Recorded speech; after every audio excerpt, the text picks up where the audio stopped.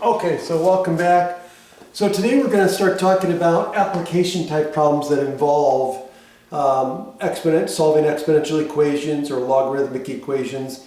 And so one of the ones we're going to talk about is half-life. Okay, so half-life is a common topic in science when we talk about radioactive decay and whatnot, carbon dating, potassium argon dating, those types of things.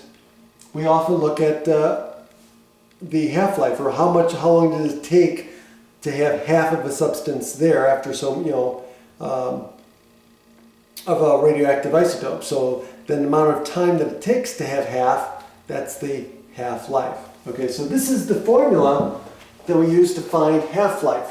Now, T is the amount that we have at time T. Okay, so this represents the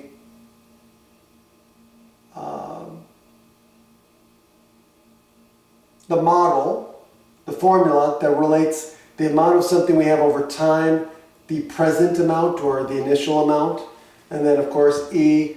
The capital T is half-life. Okay, so this is the half-life. Okay, so if you know the half-life, and let's say we would just plug it into here, and if we were solving for something, and then T is just the amount of time that goes by, again, depending on the units. Okay, it could be seconds, could be minutes, could be months, could be years. Okay, so this is the formula we use. Now, also notice that this formula can be simplified, and so I'm going to show you something. So I can use the property of exponents here.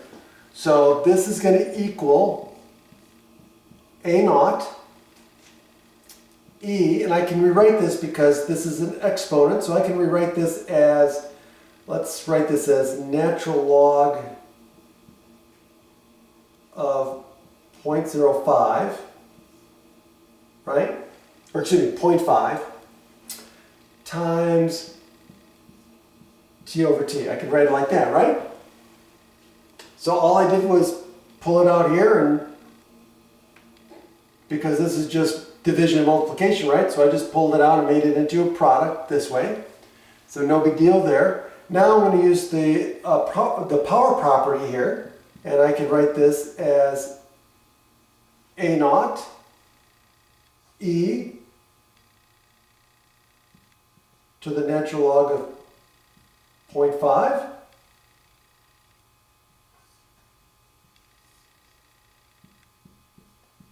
raised to the T over T, right?